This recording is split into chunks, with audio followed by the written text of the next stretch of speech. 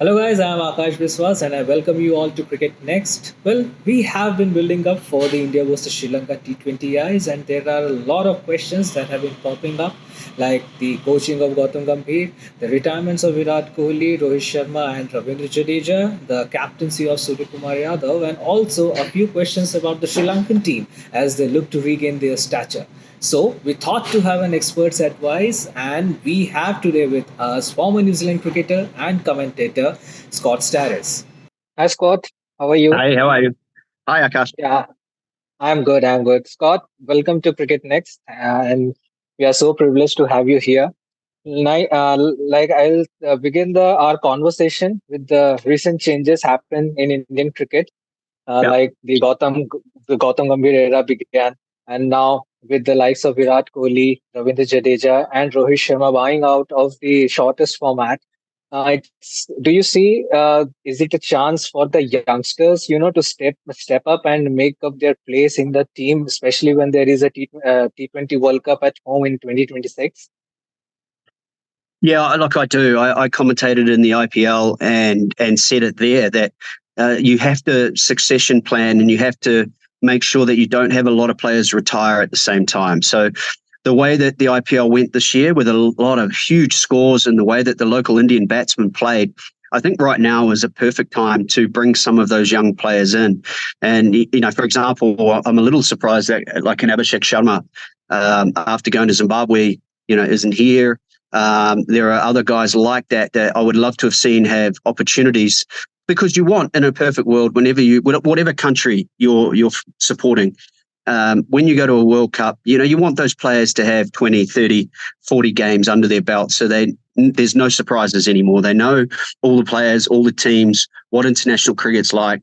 So when they get to a World Cup, they're ready to go. So, I agree. It's a big loss losing Virat, losing Rohit, losing Jadu. However, you've got such depth. We sit back and marvel from overseas and just wish we had the depth that you have.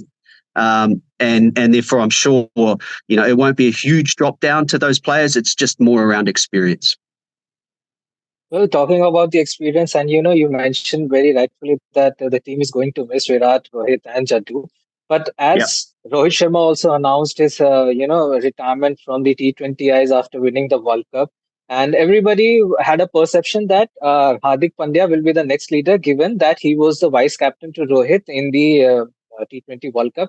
But the selectors, the Indian management, zeroed in on Suryakumar Yadav, citing that we need a person who should be more available more than often. So, how do you look at it, the appointment of Suryakumar Yadav as Indian captain? Yeah, look, I wouldn't have personally made Hardik Pandya my captain either. I think that's a smart choice solely for one reason, and that is as an all-rounder. And he skills-wise is India's best all-rounder. He is phenomenal. But you want him to be fit and consistently fit. At the moment, how he's in and out with his injuries, bowling is really hard. It takes a lot out of you and your body. So sometimes adding all the responsibility of captaincy is not necessarily a good thing because there's just too much to do.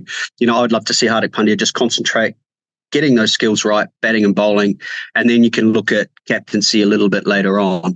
The appointment itself of Suryakumar Yadav, I'm sure they went through all the options. They would have had the options of the young players, a Shubman Gills and like, who've captained in the IPL, going to Hardik, of course, and there may have been some other options. But, maybe they just feel like right now that that long-term future captain option isn't there right now. So the best thing to do is try and bridge that gap. And Suryakumar Yadav, we know how good he is as a player.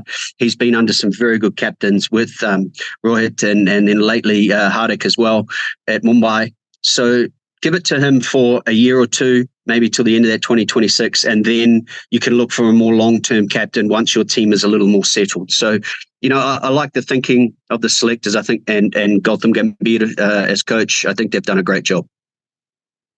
And what would you like to say about the elevation of Shubman Gill as the Indian vice captain, not only just in T20s, but the ODIs as well? Yeah, I think there's a sign that they believe he is perhaps the next long-term Indian captain, but they don't want to, again, burden him with too much yet. He's still finding his feet at the international level. We've seen him have some really good scores for India at the international level, but you're after consistency. So just let him learn the experience thing by sitting in without having all that responsibility, but also allowing him time to grow his game, because everyone knows the talent and skills he has. He should be the backbone of this Indian side for 10 plus years, but don't throw him in the deep end just yet. And so I love that appointment again. I think the Indian selectors and the coach have got this right. In the answer to the first question, you mentioned Abhishek Sharma's name, right? He scored one of the fastest T20I hundreds on his maiden tour, but unfortunately, he was dropped from the upcoming series. And at the same time, there is someone like a Riyan Parag who did not have a good series to start his career with, but he got his place intact and also got a maiden call up in the ODI. How would you describe these two cases?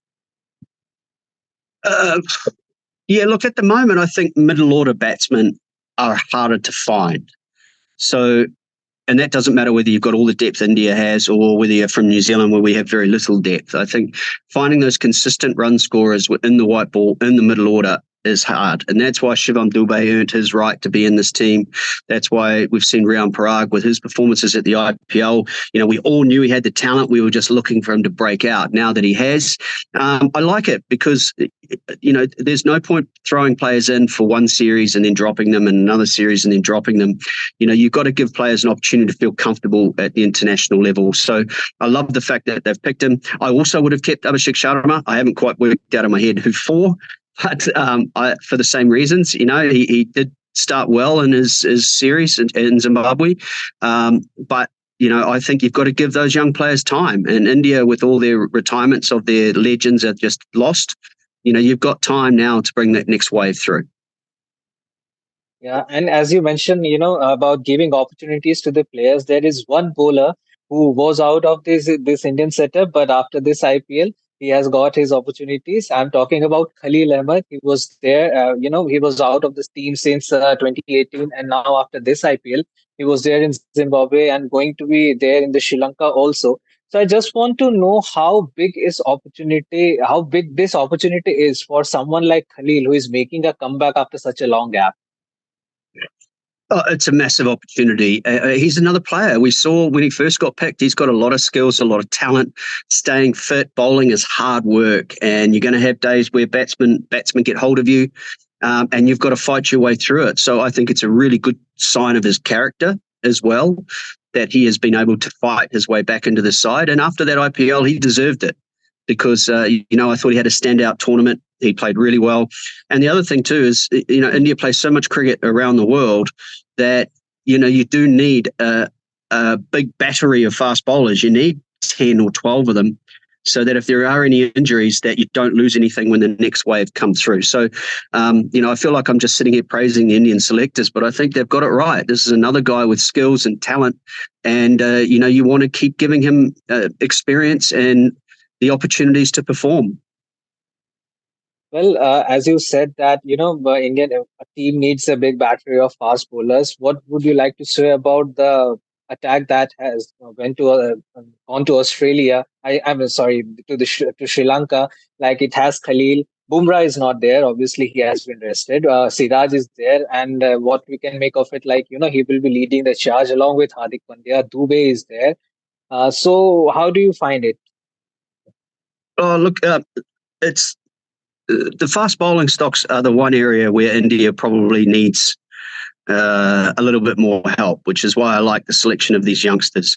Anytime Bumrah's not here, your team is going to be weaker. I mean, he's as good as anyone who's ever played the game, especially the white ball. So the decision to give him a rest, you totally understand. You've got to make sure that he's fresh and ready for some of the other challenges that India have in front of them. Siraj, he leads RCB. Khalil led his bowling attack, and that's what you're looking for. The next wave, you want more out of Hardik Pandya. That's why I like the decision not to make him captain, because I really want him to or see him stand up with a dominant role with the ball more than anything. So is it an opportunity for Shivam Dube as a fourth seamer perhaps? Yeah, maybe. But if I was in the opposition, I'd be looking to attack Shubman Gill as well.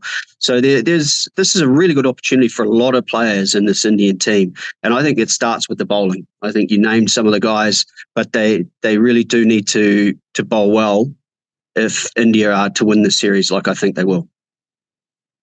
Well, we'll see it as the series unfolds. Now, let's. I would like to ask about your opinion on the appointment of Gautam Gambhir as the Indian head coach. He has been known for his aggression and his style of his style of mentoring the players. Do you think these traits will influence his coaching approach when he comes to the Indian dressing room, and how might they benefit the Indian team? Yeah, it's just a fascinating one. I will be sitting there with my popcorn watching this and how it unfolds over the next 12 months or so. My previous experience, I've always found captains will end up coaching just like they captained. And we all saw the way Gautam Gambhir was a captain. He was very abrasive. He was aggressive. He was all of those things you described. And I don't think it'll be any different as a coach. He has brought a really strong team unity at KKR when he went back there, which I think you've got to say is a really good point and a positive for his coaching style. I think he'll try and do the same thing with India, which again is history says when you have a coach that and I look at someone like John Wright, when he was in charge of India, he had a very happy dressing room from what we could understand. But then you had Greg Chappell, who was quite abrasive and aggressive, and it didn't work for those senior players. So I think Gautam Gambhir will look to get that mix right.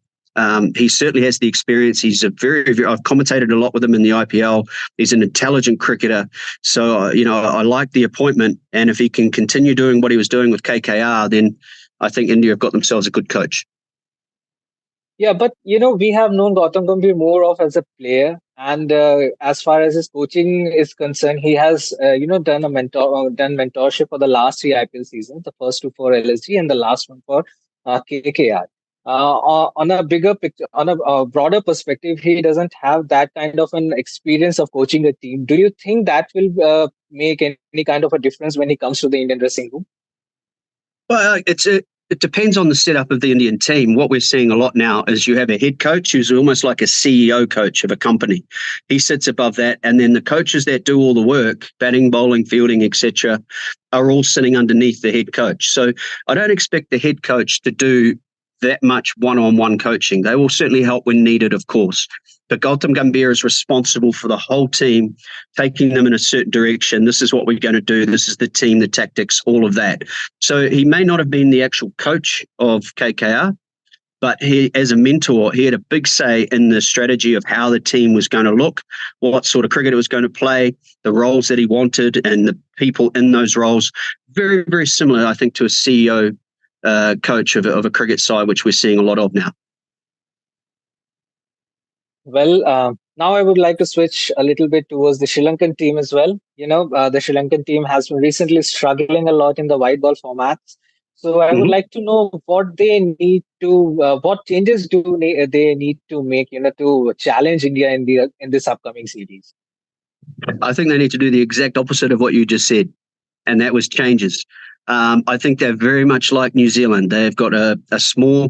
See, I commentated the Lankan Premier League last year, and there's a lot of talent over here.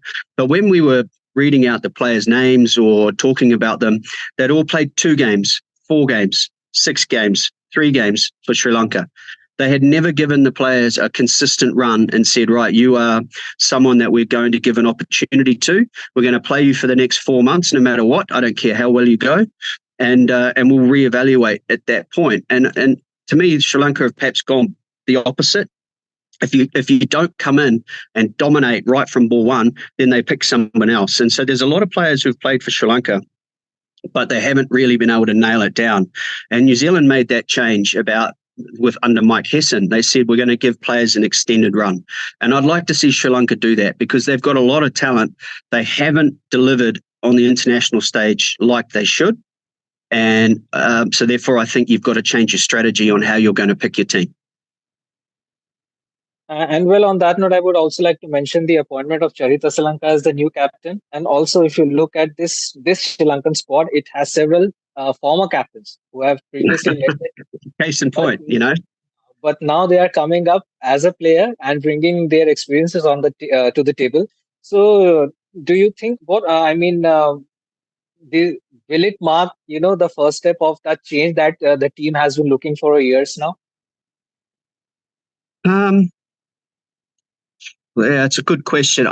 Just because you're captain, it doesn't mean you've got a lot of good things to advice to offer. And there's a lot of players who weren't captains who did have a lot of good things to offer. So I can't say for certain how I feel with Sri Lanka being skipper, whether that's having a lot of other former captains around him is a good or bad thing. But you have to let captains develop in their own way and become the captains that they want to be.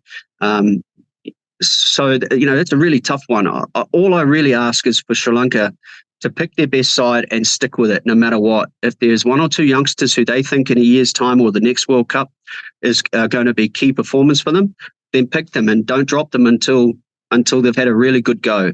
That's as simple as it is. I don't think you can overcomplicate it when you're struggling like Sri Lanka are. You're trying to obviously raise the bar. It's not always about performance. It's about confidence and keeping the players' belief that they're going to win games. And that just comes from the captain, the coach, and the selectors. Well, we thoroughly spoken about India's strengths, Sri Lanka's struggles. So on that note, how do you see these two teams matching up in these three T20Is and three ODIs later? And what key battles are you looking forward to? The battles is a simple one. I think Sri Lanka's bowlers look quite strong. It's a real shame that Dushmantha Chameera isn't going to be fit for series, because I think a full strength bowling lineup for Sri Lanka is a good one, and against a talented Indian batting lineup, although an inexperienced one, that could have been an opportunity for Sri Lanka. So I still expect, if Sri Lanka are to win, I believe India are favourites, and quite rightly, after the way they've been playing, even with the retirements of the legends. I still think that the way for Sri Lanka to beat India is for those bowlers to get into that top order and knock them over. And that's about it, because I think with the way that Sri Lanka have struggled a little bit recently and the way that India have been just flying with every tournament, whatever country they're in, they deserve to be the favourites. And what, in your opinion, would be the scoreline of the series? I'll say 2-1 to India in the T20s and 3-0 in the ODIs. Well, that's a great prediction, Scotty. So, well, that's all from my side, and it was great talking to you. Thank you for all your time.